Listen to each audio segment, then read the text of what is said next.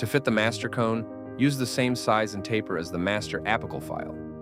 For example, if cleaning and shaping terminated with file size 40, gutta percha cone size 40 should be attempted first. The ideal master cone should reach the full working length, have a proper taper, and a tugback or resistance to displacement when removing from the canal. That indicates that the master cone has a good seal with the canal walls. Working length should be verified after each step of fitting or adjusting the master cone. Having an apical tight seal is absolutely critical for the success of root canal treatment. Choosing the correct sized gutta percha cone doesn't necessarily mean it will fit without modification. For this reason, check the working length and tugback at each step of the process and make changes if necessary. This cone has a good tugback at 26 millimeters. Modify it by cutting 1 millimeter using a sharp pair of scissors.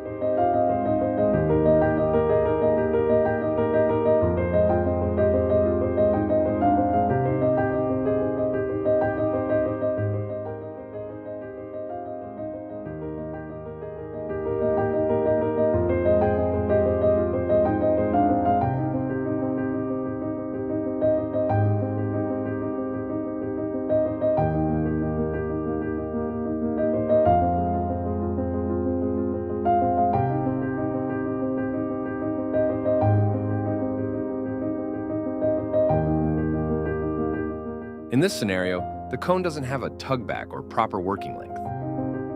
Instead of scissors, a scalpel is used to measure and cut the gutta percha cone. Use whatever method you prefer.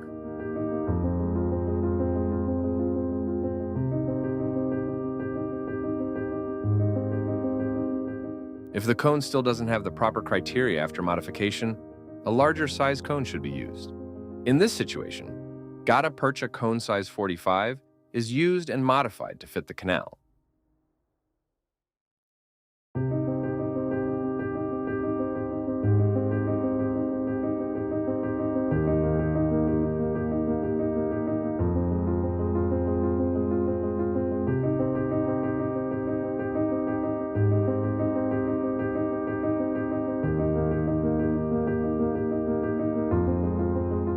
In this scenario, although having a good tugback, the gutta percha cone doesn't reach the full working length.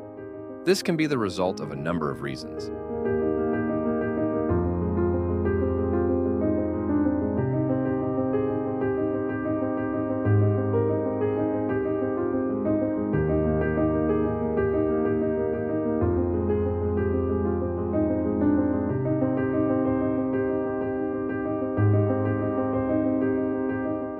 Disinfection protocol should be done only after the cleaning, shaping, and fitting of the master cone are done. It is started by using sodium hypochlorite to eliminate bacteria and dissolve organic tissue. Then EDTA is used to break down the smear layer, blocking the dentinal tubules and lateral canals.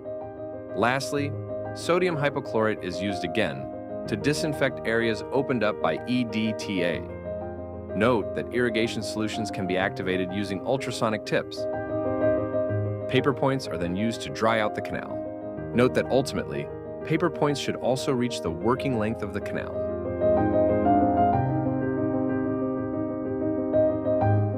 Repeat the process until the paper points come out dry and free from blood, pus, exudate, or irrigant solution. For demonstration purposes, sealer will not be used to showcase the entire process of lateral condensation. The proper spreader should be around 2 millimeters shorter than the working length. The spreader is inserted slowly in a watch winding motion until resistance is encountered. The rubber stopper is then adjusted to the reference point and measured.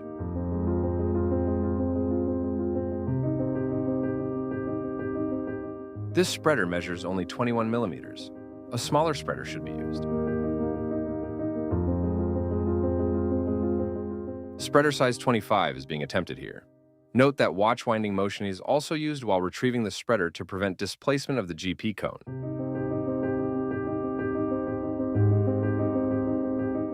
This spreader reaches 23 millimeters, which is the required length for this step. Insert the spreader and push the master cone against the canal wall to create a space for the auxiliary cones. The auxiliary cone is inserted into the space created by the spreader. Repeat the process until all of the canal spaces are filled with gutta percha cones. Carefully insert the auxiliary cones, otherwise the cone will bend.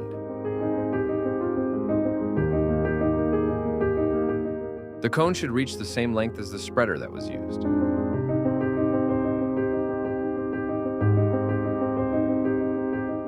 Grossman zinc oxide and eugenol sealer is now being used to fill in the spaces between the gutta percha cones.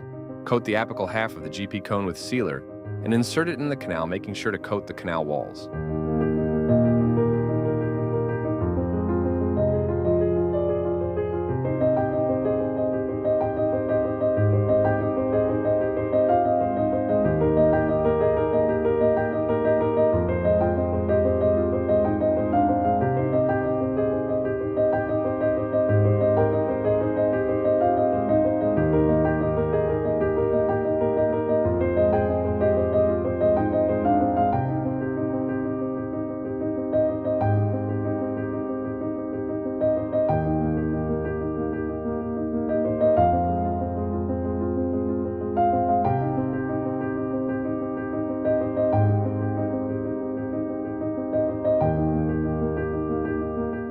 The gutta percha cones are then seared off to the level of the orifice using a hot instrument.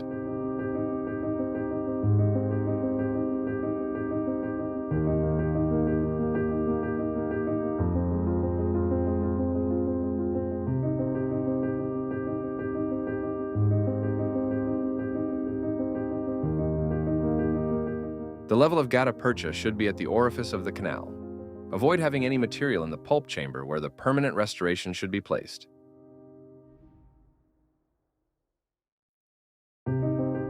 Using the endo plugger, condense the gutta percha after slightly heating it.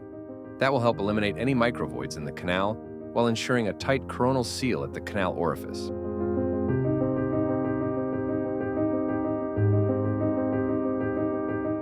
Using a sharp endo spoon excavator, remove any excess material from the pulp chamber.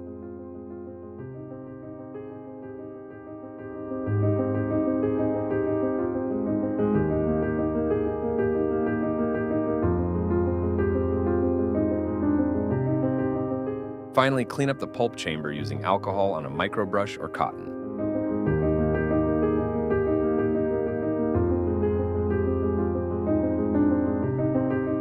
This is how the pulp chamber should look after the process.